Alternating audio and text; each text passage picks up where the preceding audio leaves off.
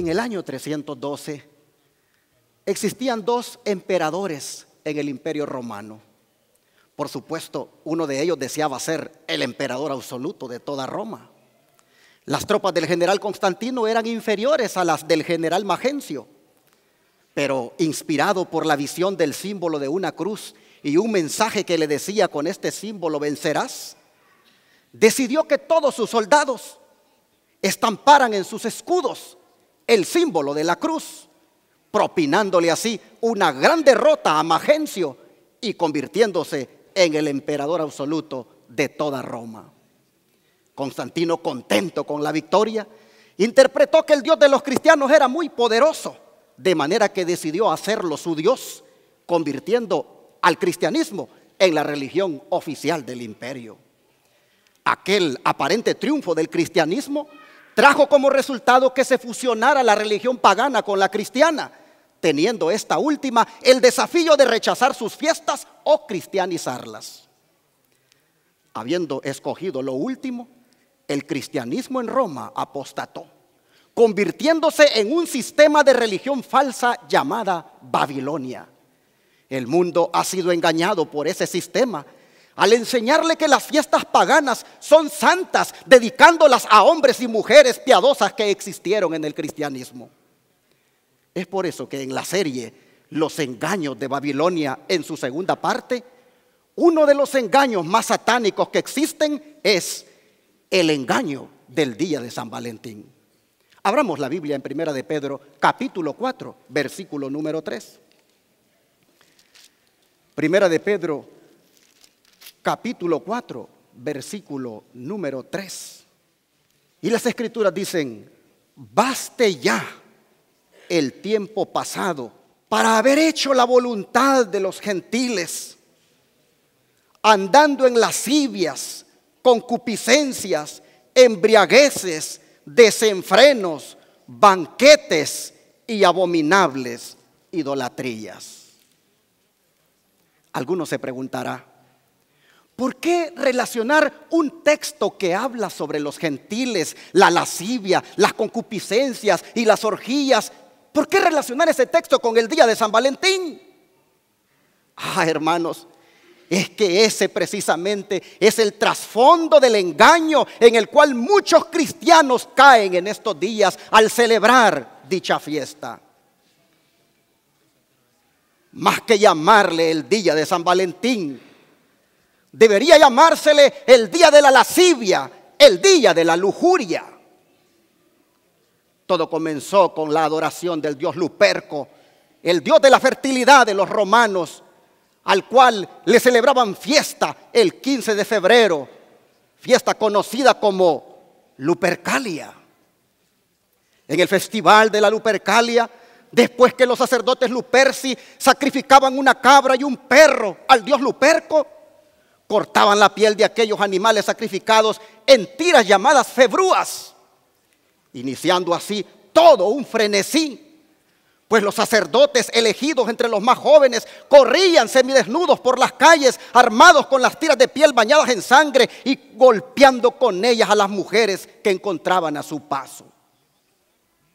Las mujeres agradecían aquellos latigazos, pues pensaban que así serían más fértiles y su cuerpo estaría mejor preparado para el embarazo y el parto. Del nombre de aquellas correas ensangrentadas conocidas como febrúa procede la denominación del mes de febrero. La fiesta de la Lupercalia era una mezcla de violencia, purificación, sexo y fertilidad. Las carnes de las mujeres acababan de color púrpura, en especial sus glúteos, porque los látigos que recibían con aquellas cuerdas estaban, como ya dije, ensangrentadas.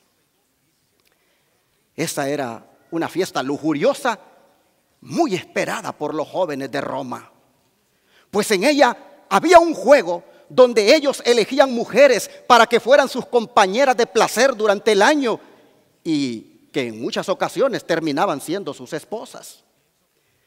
En aquel juego se introducían en una caja tarjetas con el nombre de las jóvenes y por turnos los varones metían la mano y sacaban el nombre de la elegida, comenzando enseguida un desenfreno sexual con ella.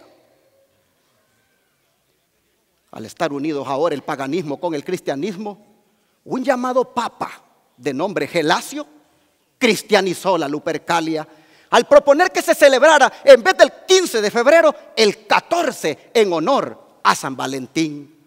Pues se decía que este había sido un mártir asesinado por el emperador Claudio porque cazaba en secreto a los soldados romanos, algo que el emperador no quería porque debilitaba el rendimiento militar de ellos. Así el Papa Gelasio disfrazó la fiesta pagana de la Lupercalia con un manto de rectitud, convirtiéndola en otro de los engaños de Babilonia. Hoy los muchachos se intercambian la figura del famoso angelito con arco y flechas, sin conocer su trasfondo. Muchos no saben que en el paganismo también este angelito era conocido como el dios de la mitología griega, el dios Eros, y que los romanos lo llamaban Cupido, el dios del deseo y del placer para ellos.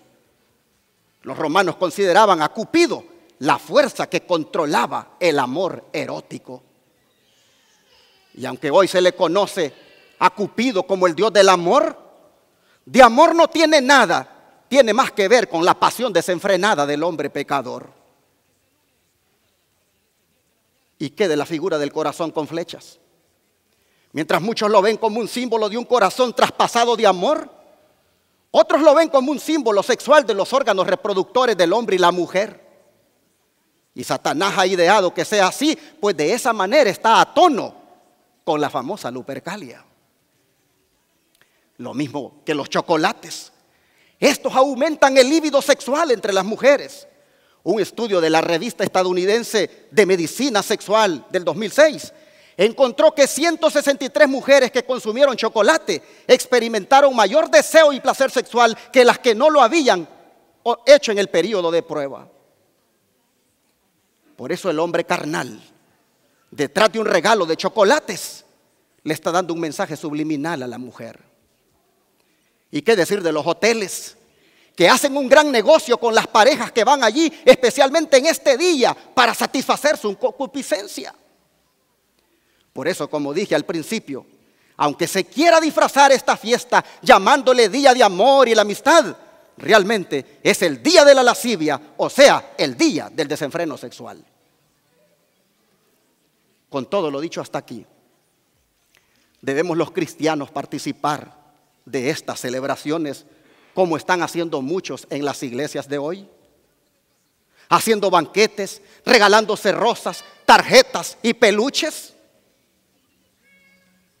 ¿Deberíamos los cristianos andar en ese tipo de prácticas?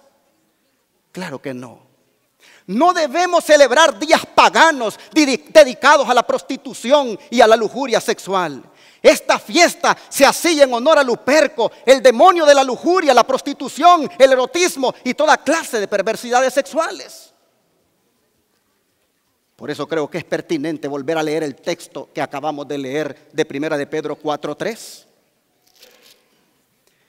Donde el apóstol dice: baste ya el tiempo pasado de nuestra vida para haber hecho la voluntad de los gentiles, andando en lascivias, concupiscencias, embriagueces, desenfrenos, banquetes y abominables idolatrías. Creo que todos aquí entendemos la expresión baste ya el tiempo pasado. Es decir, no podemos seguir actuando como los paganos, llamados aquí gentiles por el apóstol. ¿Y por qué no podemos seguir actuando como ellos? Por esta declaración de la sierva del Señor, Elena White, que está en Testimonios para la Iglesia, tomo 2, página 399 a la 400. Esta sierva, inspirada por el Espíritu Santo, dice: el Señor proyectó con sabiduría colocar a su pueblo en una posición en que se separara del mundo en espíritu y ¿qué más? Y práctica. Y en que sus hijos no fueran inducidos con tanta facilidad a la idolatría, mancillándose con las corrupciones prevalecientes de su época. Todos los que son participantes de la naturaleza divina escaparán a la corrupción que está en el mundo por la concupiscencia. Si lascivia significa libertinaje, desenfreno, concupiscencia es la que la hace nacer, porque la concupiscencia es el deseo exacerbado por el sexo. Es interesante que la sierva del Señor diga que Dios a nosotros como pueblo remanente nos ha puesto en una posición en la cual debemos separarnos del mundo en espíritu y en práctica. Este espíritu que mueve al mundo en este día de San Valentín, esta práctica en la cual el mundo se mueve, el pueblo remanente debe estar separado de eso, porque esas son corrupciones prevalecientes en estos días. Oh, hermanos, escapar es lo que la sierva del Señor, el Espíritu Santo, le ilumina para decirle a este pueblo: escapar de las corrupciones prevalecientes de esta época. No andar en espíritu y en práctica en las mismas cosas que el mundo anda. ¿Por qué debemos escapar? Porque al andar en esas cosas nos convertimos en adúlteros y en adúlteras espirituales. Ya le fue revelado al apóstol Santiago eso. Vamos al libro de Santiago capítulo 4, verso 4.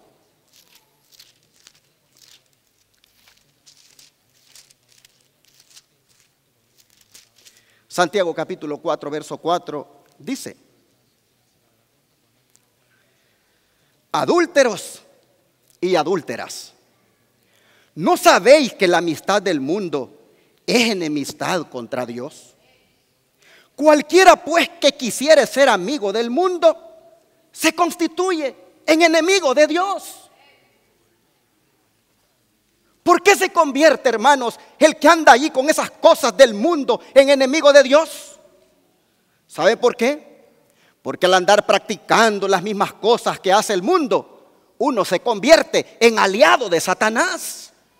Así fue revelado, miren esta declaración: los que comienzan a media su vida cristiana, al final se encontrarán enteramente del lado del enemigo. No importa cuáles hayan sido sus primeras intenciones. Y el ser apóstata, traidor a la causa de Dios, es más grave que la muerte, pues significa la pérdida de la vida eterna. Los hombres y mujeres vacilantes son los mejores aliados de Satanás. ¿Quiénes son estos hombres y mujeres vacilantes? Son los que el sábado estamos en la iglesia, pero en la noche a la puesta del sol ya estamos en un cine. Somos los que el sábado buscamos la santidad, pero el domingo ya estábamos comprando el peluche, los chocolates y los corazones y buscando, si es posible, el hotel. Vacilantes. Este tipo de cristianos le es revelado a la sierva del Señor que son aliados de Satanás. Dice: no podemos unirnos con los que se complacen a sí mismos, que se ocupan de planes mundanales sin perder nuestra relación con el consejero celestial. Es tiempo, hermanos, de que nosotros como pueblo de Dios desechemos esas obras de las tinieblas, ¿no creen? Ya es tiempo que nosotros, hermanos, desechemos ese tipo de obras tenebrosas, porque son prácticamente el trasfondo de toda la corrupción moral que hay en el mundo hoy. Pablo, inspirado por el Espíritu Santo, le decía a la iglesia ahí en Roma, justamente, ahí donde se celebraba la Lupercalia. Ahí Pablo les decía: despiértense ya, les decía. Hoy la noche está avanzada, el tiempo se acerca, el día pronto aparecerá. Desechen las tinieblas, vístanse de las armas de la luz. Oh, leamos eso. Vamos al libro de Romanos capítulo 13, versículo 12 al 14.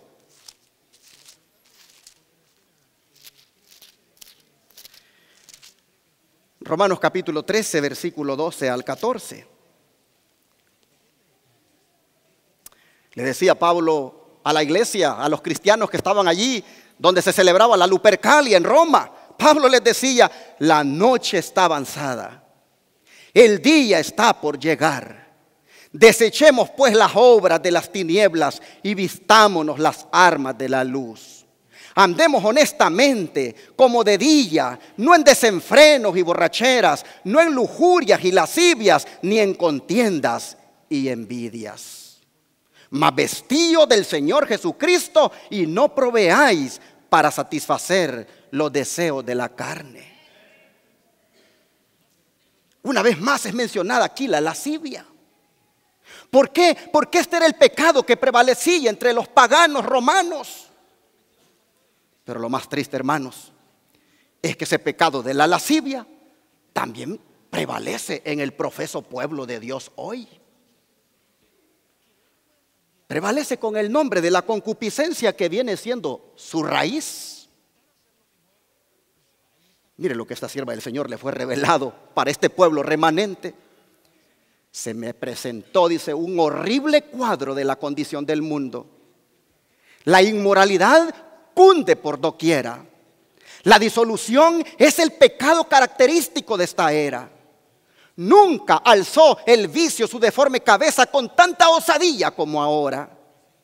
La gente parece aturdida, y los amantes de la virtud y de la verdadera bondad casi se desalientan por esta osadía, fuerza y predominio del vicio.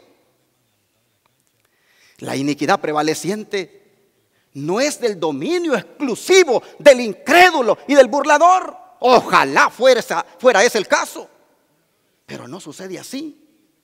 Muchos hombres y mujeres que profesan la religión de Cristo son, ¿qué cosa? Culpables. Aún los que profesan esperar su aparición no se están limpiando de toda contaminación. Han servido durante tanto tiempo a su concupiscencia que sus pensamientos son por naturaleza impuros y sus imaginaciones son corruptas. Consejo sobre la salud, página 617. Hombres y mujeres que profesamos, dice, la religión de Cristo, culpables.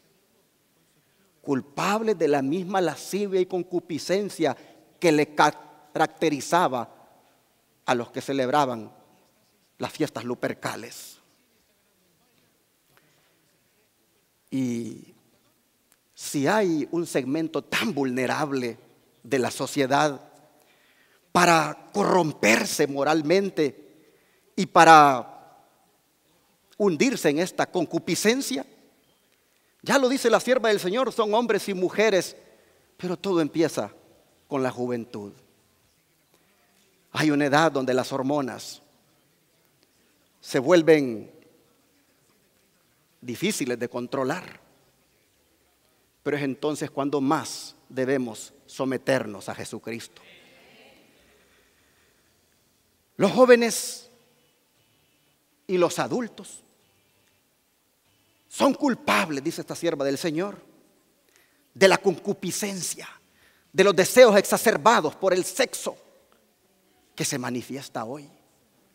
Y dice: qué galán que esto fuera solo con los paganos, qué galán que esto ocurriera solo con los incrédulos. Está ocurriendo con los que profesan la religión de Cristo, con adventistas del séptimo día, con gente del pueblo remanente.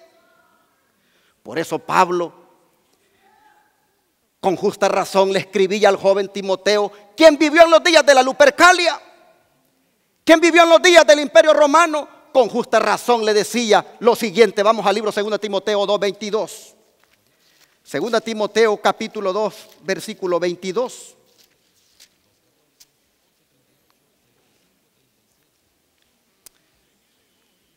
Le decía Pablo a este joven: huye también de las concupiscencias juveniles y sigue la justicia, la fe, la caridad, la paz con los que invocan al Señor de corazón puro. Sin duda, Timoteo, en su juventud, tenía anhelos y deseos que Satanás también buscaba pervertírselos. Sin duda, Timoteo, en su juventud, allá en ese imperio romano donde se celebraba la Lupercalia, sin duda también era inducido de alguna manera por los jóvenes de su época a corromperse. Y Pablo le dice: huye huye de esas concupiscencias, huye de esos deseos exacerbados por el sexo, huye de esas pasiones juveniles. Creo que Pablo, su mensaje a Timoteo, igualmente se lo aplica hoy a la juventud del pueblo remanente.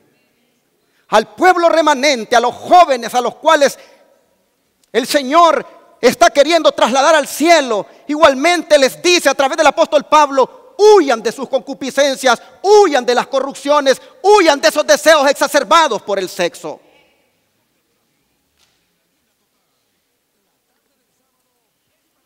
Si Pablo le hablaba así a Timoteo, ¿cómo le hablaba Elena White a los jóvenes de su época? ¿Cómo los jóvenes allá por los años 1800 se corrompían? Dejemos que la sierva del Señor nos lo diga. Dice: muchos de los jóvenes buscan ansiosamente, ¿qué cosa? Libros. Leen todo lo que pueden obtener. Los relatos de amor provocativos y las láminas impuras tienen una influencia corruptora. Muchos, dice, están leyendo novelas y como resultado se envilece su imaginación. Con frecuencia circulan para la venta fotografías de mujeres desnudas.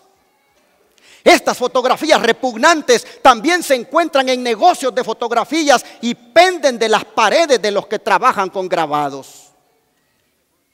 Pero me llama la atención el hecho de que los jóvenes en los días de Elena White, ¿qué era lo que buscaban ansiosamente? Libros. ¿Qué había en aquellos libros? Relatos de amor provocativos y láminas impuras, fotografías de mujeres desnudas. Hoy los jóvenes no buscan libros ávidamente para andar leyendo novelas en ellos. Hoy los jóvenes buscan las aplicaciones en sus teléfonos celulares, especialmente aquellas aplicaciones donde se pueden subir videos tontos o imágenes tontas que tú crees que allí van a durar poquito y luego se van a desaparecer. Pues quiero decirte que la imagen no es tan tonta, el tonto eras tú al subir eso a las redes. Porque de alguna manera no desaparecen. Una vez se sube allí, a algún lugar van a parar. Y si no, pregúntenme por qué a mí me han llegado algunas.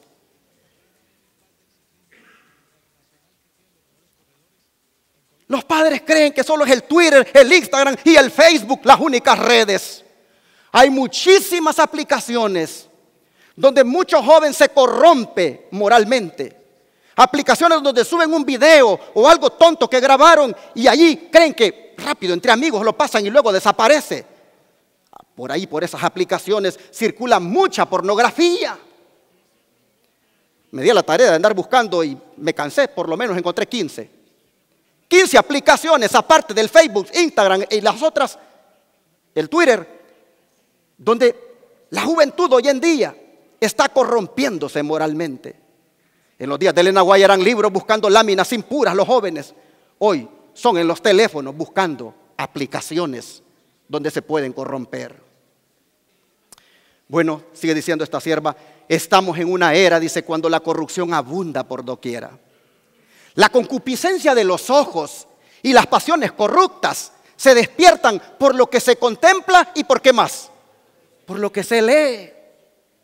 Por eso, querido joven, en ese tu teléfono donde te corrompes con la pornografía, en ese tu teléfono donde tú te dedicas mucho tiempo a que la concupiscencia de los ojos te arruine, oh querido joven, deshazte de eso, deshazte de eso.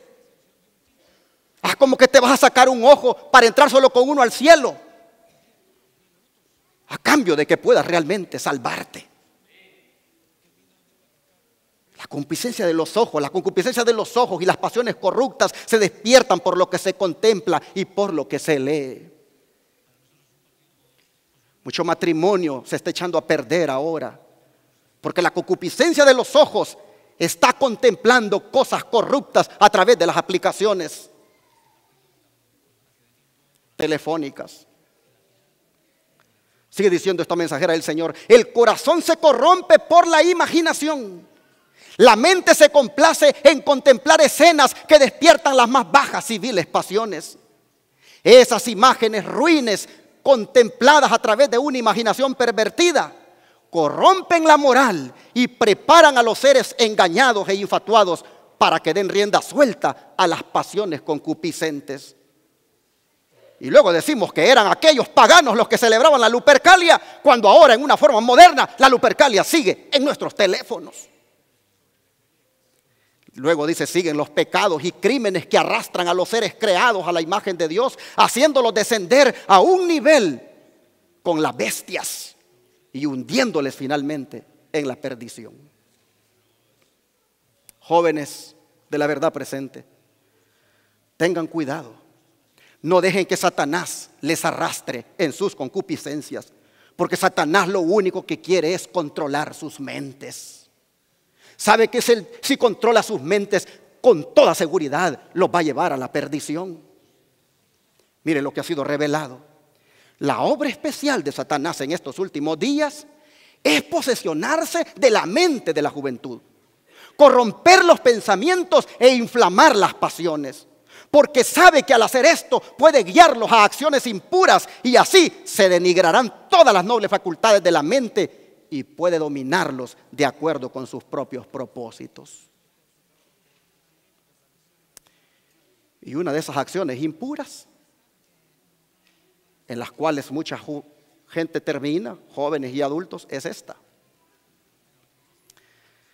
En la condición del niño, página 413, dice: algunos que ostensiblemente profesan el cristianismo no comprenden el pecado del abuso propio, conocido como ¿qué? Masturbación. Y sus resultados inevitables. Muchos no comprenden las consecuencias de practicar ese pecado. Un hábito inveterado ha cegado su entendimiento. Inveterado quiere decir algo antiguo y arraigado. No se dan cuenta del carácter excesivamente pecaminoso de este pecado degradante, el pecado de la masturbación. Hasta los niños participan de ese pecado. Pues miren ustedes, jóvenes y niños de ambos sexos participan de la contaminación moral y practican el asqueroso vicio solitario, destructor de cuerpo y alma. Asqueroso vicio solitario le llama esta sierva, por inspiración del Espíritu Santo, al pecado de la masturbación. Muchos, dice, de los que profesan ser cristianos están tan atontados por la misma práctica que sus sensibilidades morales no pueden ser despertadas para comprender que es pecado. Y que si persisten en ello, terminarán de seguro por destruir completamente el cuerpo y la mente. El hombre, dice, el ser más noble de la tierra, formado a la imagen de Dios, se transforma en una bestia, se embrutece y se corrompe con signos de admiración. Cada cristiano tendrá que aprender a refrenar sus pasiones y a guiarse por los buenos principios, porque a menos que lo haga, es indigno del nombre de cristiano. Aún niñitos con una irritabilidad natural de sus órganos sexuales encuentra alivio momentáneo al manosearlos, lo que tan solo aumenta la irritación y los lleva a repetir el acto hasta que se establece un hábito que aumenta con el crecimiento de ellos. Ojo, queridos padres y madres, con los niñitos, lo que puede estar sucediendo con su órgano a tan temprana edad. Pero si la lascivia y la concupiscencia se da en la juventud, también tristemente se da en los esposos. Antes nos decían: no tengas relaciones sexuales sino hasta cuando estés casado o casada, porque si tienes relaciones sexuales antes, eso es pecado. Pero ¿será que cuando ya estamos casados entonces se vale de todo? ¿Será que cuando ya estamos casados entonces podemos refrenarnos? ¿Qué dice el apóstol Pablo? Vamos a 1 Tesalonicenses capítulo 4, versículo 4 y 5. 1 Tesalonicenses capítulo 4, versículo 4 y 5.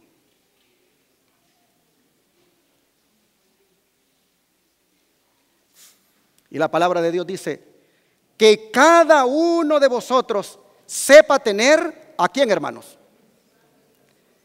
En algunas Biblias dice a su vaso y en otras dice a su propia esposa en santificación y honor.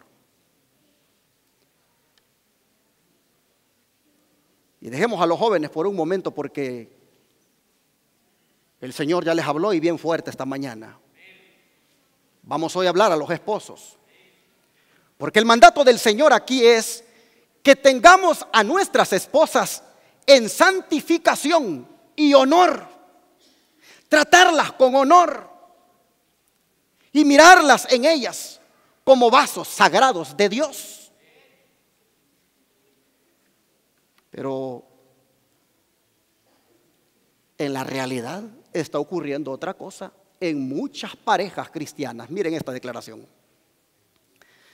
La relación matrimonial es santa, pero en esta época degenerada cubre toda clase de vileza. Se abusa de ella y esto ha llegado a ser un crimen que constituye ahora una de las señales de los postreros días, así como los matrimonios, según se realizaban antes del diluvio, eran entonces un crimen. Cuando se comprendan la naturaleza sagrada y los requisitos del matrimonio, este resultará aún ahora aprobado por el cielo y acarreará felicidad a ambas partes y Dios será glorificado. Pero dice que la relación matrimonial es santa, pero que en esta época degenerada está cubriendo toda clase de vileza. Hay mucho matrimonio envilecido hoy. ¿De qué manera? Al abusar de las relaciones sexuales. Vean lo que sigue diciendo la sierva del Señor. Los que profesan ser cristianos deben considerar debidamente el resultado de todo privilegio de la relación matrimonial y los principios santificados deben ser la base de toda acción. En muchos casos, dice, los padres han abusado de sus privilegios matrimoniales y al ceder a sus pasiones animales, las han fortalecido. ¿Pasiones animales? Como dije, cuando éramos solteros, siempre consideramos que el tener una relación íntima con el novio o la novia era pecado. Pero, ¿será que ahora que estamos casados vamos a depravarnos sexualmente al punto que cedamos a las pasiones animales? Sigue diciendo la sierva del Señor, muy pocos consideran que es un deber religioso gobernar sus pasiones. Se han unido en matrimonio con el objeto de su elección y por lo tanto razonan que el matrimonio santifica la satisfacción de las pasiones más bajas. Aún hombres y mujeres que profesan piedad dan rienda suelta a sus pasiones concupiscentes y no piensan que Dios los tiene por responsables del desgaste de la energía vital que debilita su resistencia y enerva todo el organismo. Consejos para la Iglesia, página 238. Las esposas no deberían de prestarse para que el hombre las ponga como quiera y haga con ellas lo que quiera en su desenfreno sexual. Miren lo que dice esta sierva para las esposas. Ojalá, dice, pudiera hacer comprender a todos su obligación hacia Dios en cuanto a conservar en la mejor condición el organismo mental y físico para prestar servicio perfecto a su hacedor. Evite la esposa cristiana, tanto por sus palabras como por sus actos, excitar las pasiones animales de su esposo. La esposa debe evitar eso. Muchos dicen no tienen fuerza que malgastar en este sentido. Desde su juventud han estado debilitando el cerebro y minando su constitución por la satisfacción de sus pasiones animales. La abnegación y la temperancia debieran ser la consigna en su vida matrimonial. Satanás está trabajando con los matrimonios, mis hermanos, hoy en día. Y en esto muchos esposos podemos ser sus aliados si no revisamos nuestra conducta para con nuestras esposas en la intimidad. Mire lo que sigue diciendo esta sierva. Satanás procura rebajar la norma de pureza y debilitar el dominio propio de los que contraen matrimonio. Porque sabe que mientras las pasiones más bajas se intensifican, las facultades morales se debilitan. Y no necesita él preocuparse por el crecimiento espiritual de ellos. Sabe también que de ningún otro modo puede él estampar su propia imagen odiosa en la posteridad de ellos, y que le resulta así aún más fácil amoldar el carácter de los hijos que el de los padres. Tengamos cuidado, mis hermanos, y no estemos siendo aliados de Satanás al tener el mismo espíritu de los paganos romanos en sus fiestas lupercales, que era lascivos y concupiscentes. No se nos olvide que cuando estamos con la esposa en la recámara, ahí hay ángeles observando. A veces pensamos que porque nos metemos al cuarto donde ya no nos ven nuestros hijos, allí podemos hacer de todo. Allá hay ángeles en esa recámara.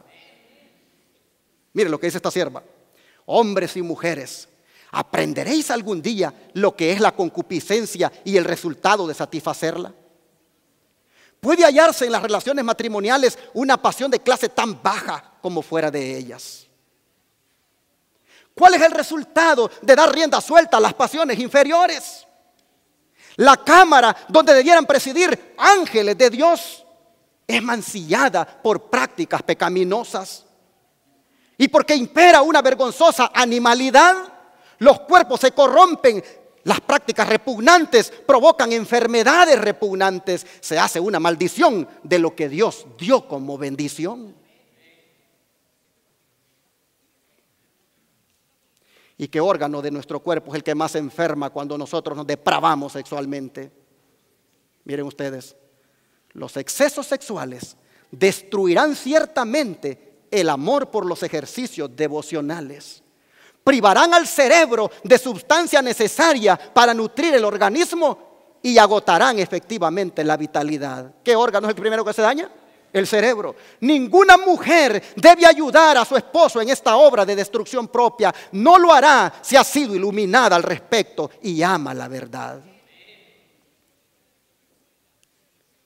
Y no solo el cerebro, hermanos, se arruina al ser corruptos sexualmente, hasta los nervios. Pues vean ustedes, cuanto más se satisfacen las pasiones animales, tanto más fuertes y violentos serán los deseos de complacerlas. Comprendan su deber los hombres y mujeres que temen a Dios. Muchos cristianos profesos sufren de parálisis de los nervios y del cerebro debido a su intemperancia en ese sentido. Hombres y mujeres que creen que porque se está casado, solo en eso se debe pasar todo el tiempo. Es una intemperancia. Y Dios tiene un llamado para los esposos aquí presentes hoy. Miren este llamado. Los maridos deben ser cuidadosos, atentos, constantes, fieles y compasivos. Deben manifestar amor y simpatía. Si cumplen las palabras de Cristo, su amor no será del carácter bajo, terrenal ni sensual que lo llevaría a destruir su propio cuerpo y a acarrear debilidad y enfermedad a sus esposas. No se entregarán estos esposos a la complacencia de las pasiones bajas mientras repitan constantemente a sus esposas que deben estarles sujetas en todo. Porque algunos hombres así argumentan a sus mujeres. La Biblia dice que me tienes que estar sujeta en todo. Y por lo tanto, se convierte la mujer más en un objeto sexual que otra cosa. Dice, cuando el marido tenga la nobleza de carácter, la pureza de corazón y la elevación mental que debe poseer todo cristiano verdadero, lo va a manifestar en la relación matrimonial. Si tiene el sentir de Cristo, no será destructor del cuerpo, sino que estará henchido de amor tierno y procurará alcanzar el más alto ideal en Cristo. Si el esposo, mis hermanos, de verdad ama a su esposa, no le debe pedir en la recámara que haga cosas que la envilezcan o que la hagan perder su valor, pero también la mujer no lo debe permitir. Miren esta declaración: ningún hombre puede amar de verdad a su esposa cuando ella se le somete pacientemente a ser su esclava para satisfacer sus pasiones depravadas. En su misión pasiva, ella allí pierde el valor que una vez él le atribuyó. La ve envilecida y rebajada y pronto sospecha de que se sometería con igual humildad a ser degradada por otro que no sea él mismo. O sea, la usa como quiere y luego dice: esto lo podría hacer con alguien más. Duda, dice, de su constancia y pureza, se cansa de ella y luego busca nuevos objetos que despierten e intensifiquen sus pasiones infernales. No tiene consideración con la ley de Dios. Estos hombres, dice, son peores que los brutos. Son demonios en forma humana. No conocen los principios elevadores y ennoblecedores del amor verdadero y santificado. Y estas prácticas dan causa a otro mal, y es los celos. Pues vean, la esposa también llega a sentir celos del esposo y sospecha que si tuviera oportunidad dirigiría sus atenciones a otra persona con tanta facilidad como lo está haciendo con ella en ese momento. Ella ve que no se rige por la conciencia ni el temor de Dios. Todas estas barreras santificadas son derribadas por las pasiones concupiscentes. Todas las cualidades del esposo que le asemejarían a Dios son sujetas a la concupiscencia brutal y vil, y le entra el celo. Por eso las esposas deberían de meditar en la siguiente declaración inspirada. Pues vean, la cuestión que se ha de decidir es esta: ¿debe la esposa sentirse obligada a ceder implícitamente a las exigencias del esposo cuando ve que solo las pasiones bajas lo dominan y cuando su propio juicio y razón la convencen de que al hacerlo perjudica su propio cuerpo que Dios ha ordenado poseer en santificación y honra y conservar como sacrificio vivo para Dios? ¿Debe la esposa sentirse obligada a ceder? La respuesta es obvia: no.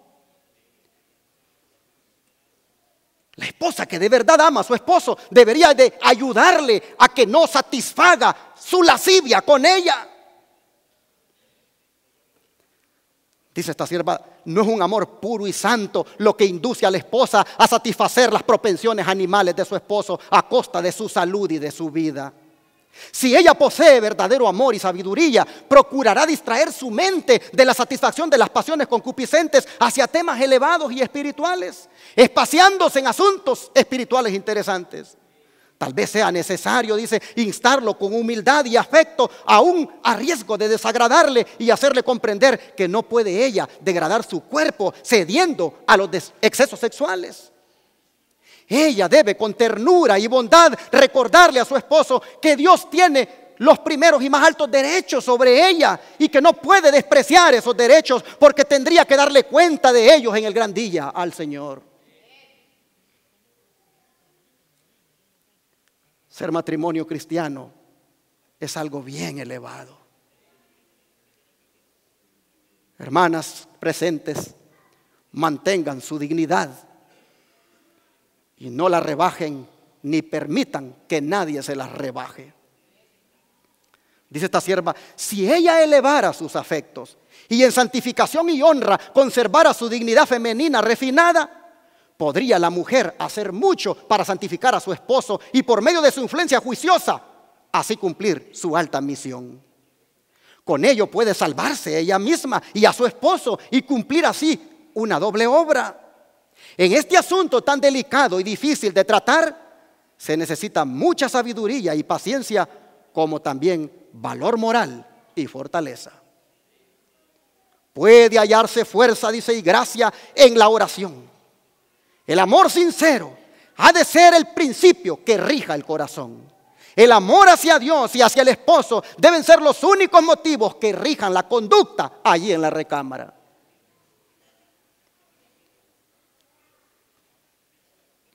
Hermanas y hermanas, eleven a sus esposos de lo bajo a lo alto.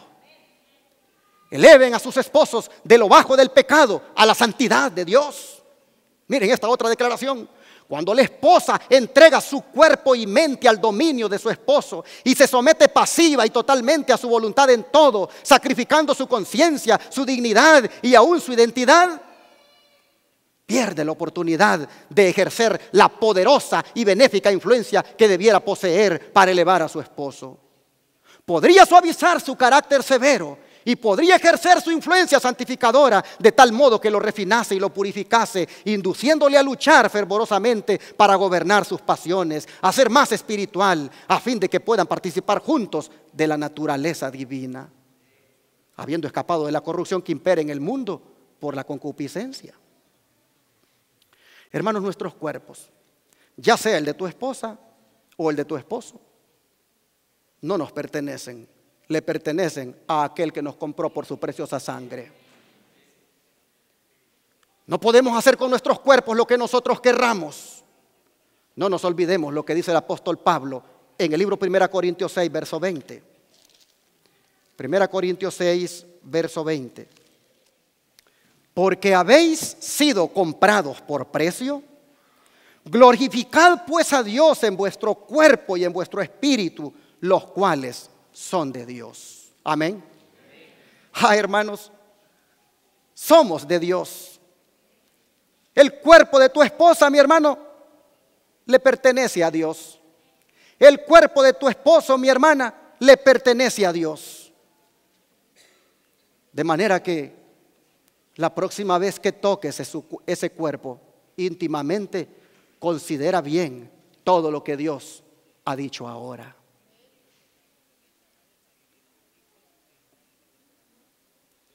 Las mujeres algunas veces son las que inician esta corrupción moral.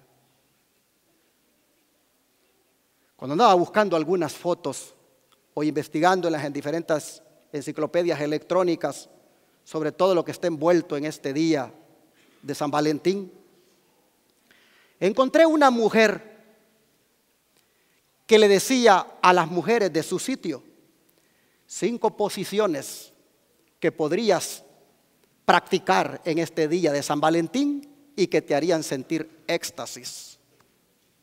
Una mujer diciéndole a las otras mujeres, porque en este asunto de la corrupción moral, pues lamentablemente el tiempo en que vivimos hay mucha mujer que es la que toma la iniciativa. Hermanos, como cristianos de la verdad presente, tenemos que hacerle caso al apóstol Pedro cuando dice: baste ya el tiempo pasado. Baste ya el tiempo cuando andabas en ese tipo de festividades, cuando andabas en ese tipo de prácticas lupercales tú también. Baste ya, porque ahora estás revestido de la justicia de Cristo. Y hay una forma, hermanas, y aquí voy a tener que hablar un poquito más a las hermanas. Hay una forma de cómo ustedes pueden glorificar a Dios en su cuerpo y evitar que los hombres enfermos sigan siendo concupiscentes. Esa forma es la forma en cómo tú te vistes, mi hermana. La manera como tú te vistes puede incitar a la lascivia de los hombres, a la concupiscencia de los hombres. Mira esta declaración que quiero compartir contigo. El amor al vestido hace peligrar la moralidad y hace de la mujer lo contrario de una dama cristiana caracterizada por la modestia y la sobriedad. Y lo puse en rojo para que se pueda notar. El vestido ostentoso y extravagante, con demasiada frecuencia, fomenta la concupiscencia en el corazón del que lo lleva y despierta bajas pasiones en el corazón del que lo mira. Por eso cuando te pongas algo, mi hermana, pregúntate si eso primero le agrada a Dios. Porque vas a despertar la concupiscencia tuya y también del que te vea. Dios ve, dice, que la ruina del carácter es precedida frecuentemente por la complacencia del orgullo y de la vanidad en el vestido. Testimonios para la Iglesia, tomo 4, página 645. Mis hermanas, dice esta sierva del Señor, evitad aún la apariencia de mal. En esta era disoluta, saturada de corrupción, no estáis seguras a menos que estéis protegidas.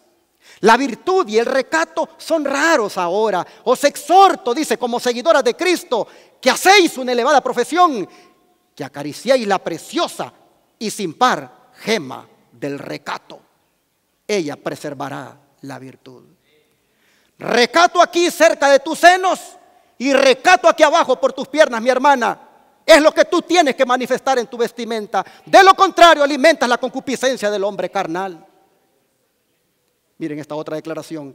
El Espíritu del Señor me impulsa a urgir a mis hermanas que profesan piedad, a ser modestas en su apariencia y a actuar con un apropiado recato, con pudor y sobriedad.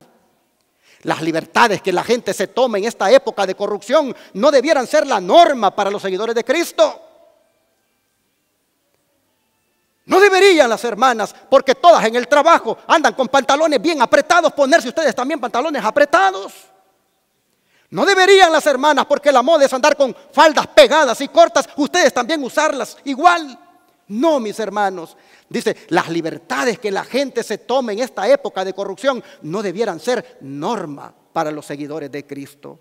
Estas exhibiciones de familiaridad que están de moda no debieran existir entre los cristianos que se están preparando para la inmortalidad.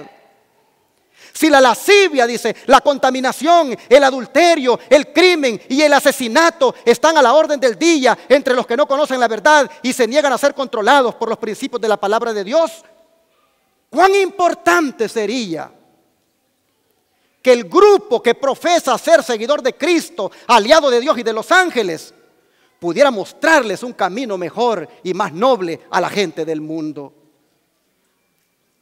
Cuán importante sería que por su castidad y virtud se ubicaran las hermanas en un marcado contraste con el grupo que es controlado por las bajas pasiones.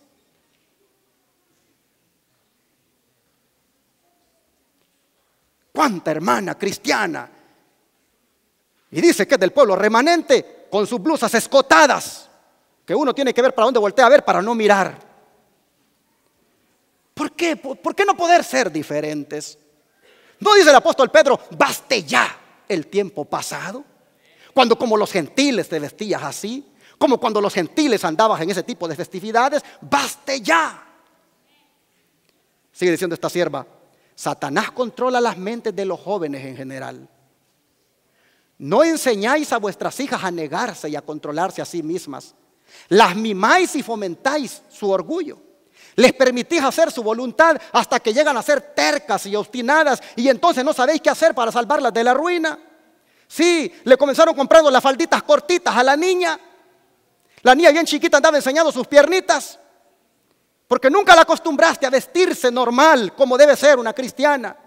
Siempre la vestiste de chiquita de esa manera, de manera que cuando llega a los 15 años, a los 16 años ella quiere seguir con esa vestimenta y ahora se la quieres quitar cuando tú misma la induciste a eso. Dice, las mimáis y fomentáis su orgullo. Les permitís hacer su voluntad hasta que llegan a ser tercas y obstinadas y entonces no sabéis qué hacer para salvarlas de la ruina. Satanás, dice, las está llevando a ser objeto de escarnio en boca de los incrédulos por causa de su descaro y su falta de recato y femenina modestia. A los jóvenes, dice, también se los deja hacer su voluntad hoy en día. Apenas tienen 13 o 14 años y ya entablan relación con jovencitas de su edad. Las acompañan a sus casas y les hacen el amor. Y los padres contentos. Ya mi hijo ya es hombre, ya tiene novia, ya llega a las 11 de la noche porque ha estado con ella, ha hecho un nudo por allá. Oh, hermanos, los padres, dice, están tan completamente atados por su propia indulgencia y su amor equivocado por sus hijos que no se atreven a actuar decididamente para cambiar y controlar a sus muy precoces hijos en esta época disipada.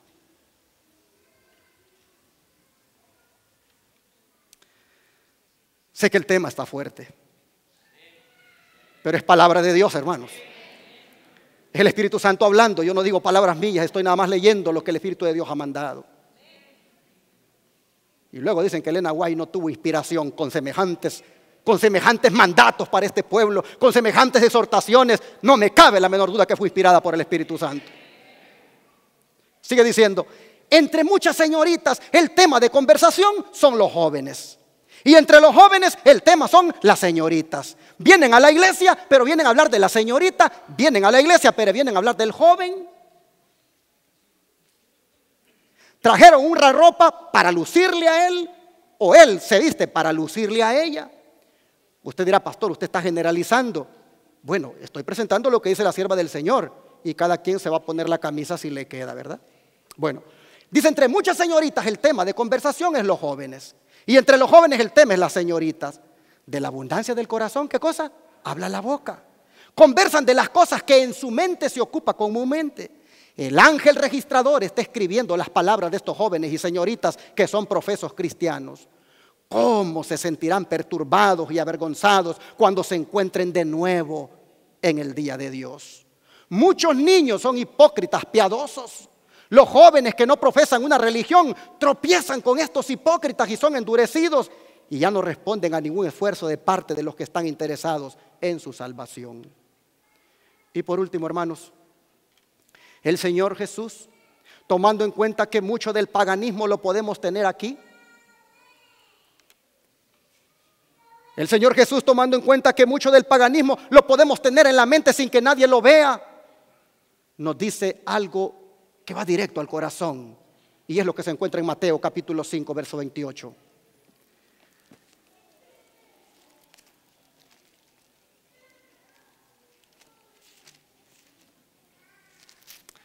Mateo capítulo 5, verso 28. Y aquí el Señor Jesús dice lo siguiente: pero yo os digo que cualquiera que mira a una mujer para codiciarla, ya adulteró con ella en su corazón.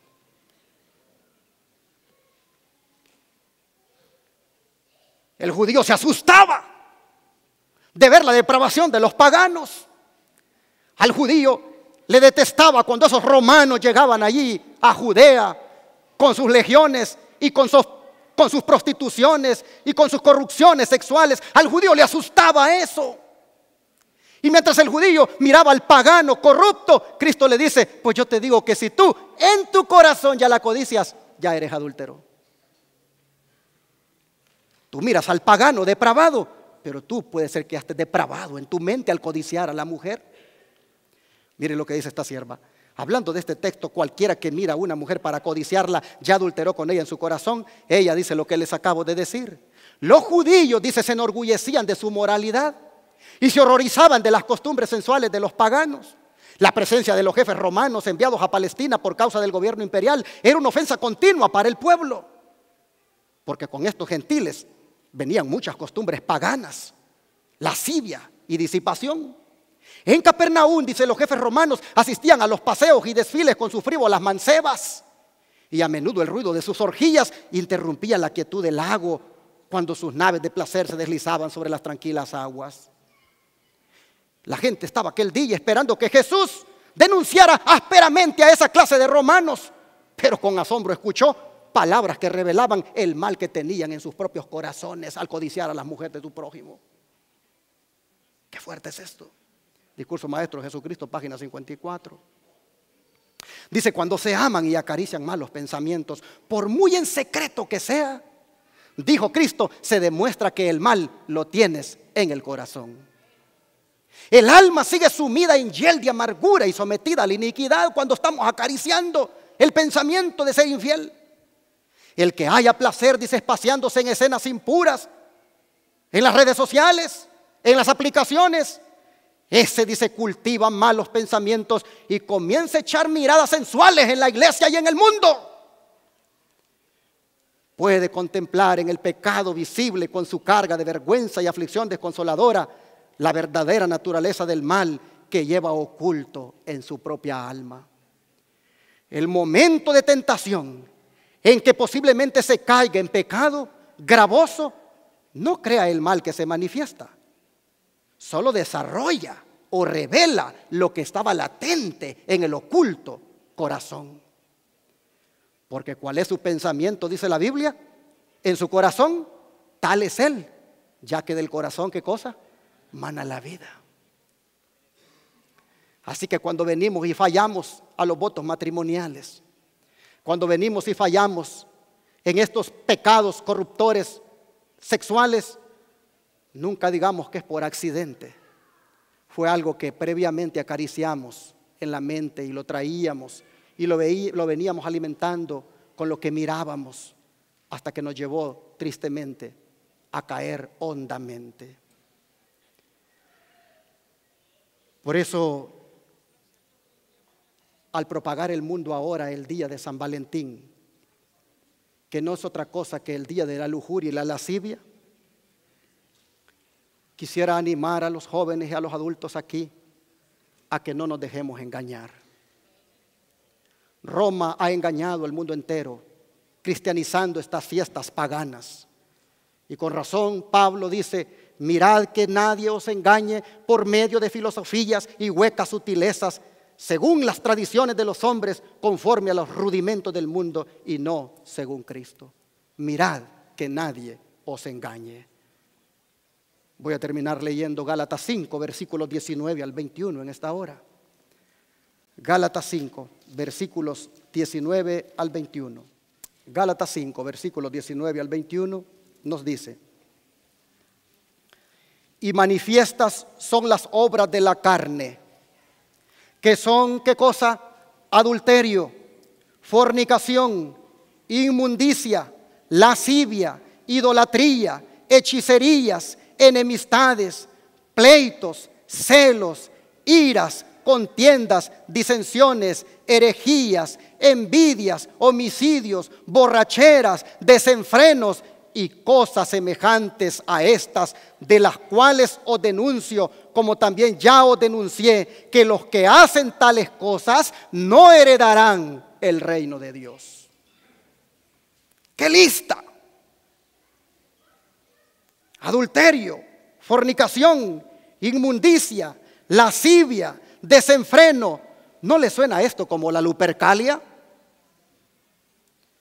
Por eso, desde este púlpito le digo al mundo y le digo a los presentes: no a la lascivia, no a la concupiscencia, no a la lujuria, no a las pasiones bajas, no al día de San Valentín, y sí a Jesucristo.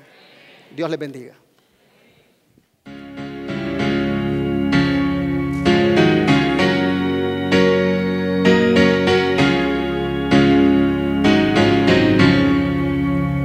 Al contemplarte, mi Salvador, y al meditar en tu gran amor, veo en mi vida mucho pecar. Tomar a Cristo quiero triunfar. Cubre mi vida, Cristo Jesús, blanca cual nieve, hace tu luz. Tuya es mi vida, soy pecador, pero en tu nombre soy vencedor. Hondas heridas de transgresión, manchas mi vida sin tu perdón. Cúbreme, Cristo, ora en mí, vive tu vida, vívela en mí. Cubre mi vida, Cristo Jesús, blanca cual nieve, hace tu luz.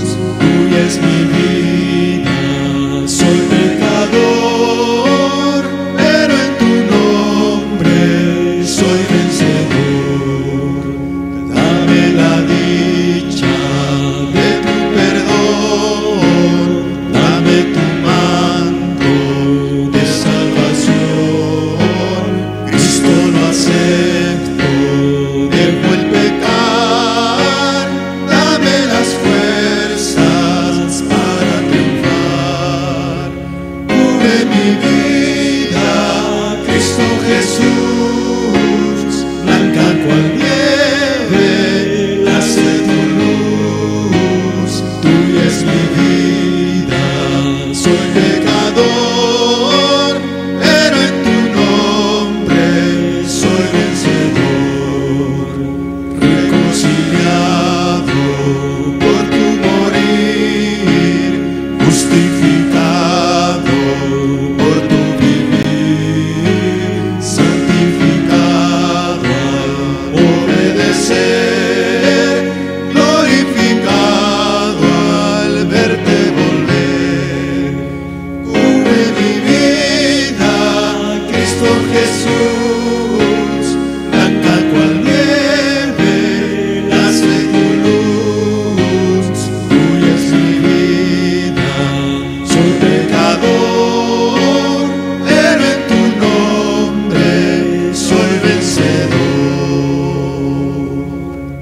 ¿Cuántos quieren que Cristo les cubra su vida? Con su manto de justicia, para allí toda inmundicia ser quitada. El Señor quiere hacerlo ahora. El Señor quiere que los corazones de ustedes, si con sinceridad se lo entregan hoy, si rinden su vida ahora, el Señor les perdona su vida pasada y los convierte en nuevas criaturas. Cubre mi vida, Cristo Jesús, es lo que hemos cantado. Ahora digámoselo en oración.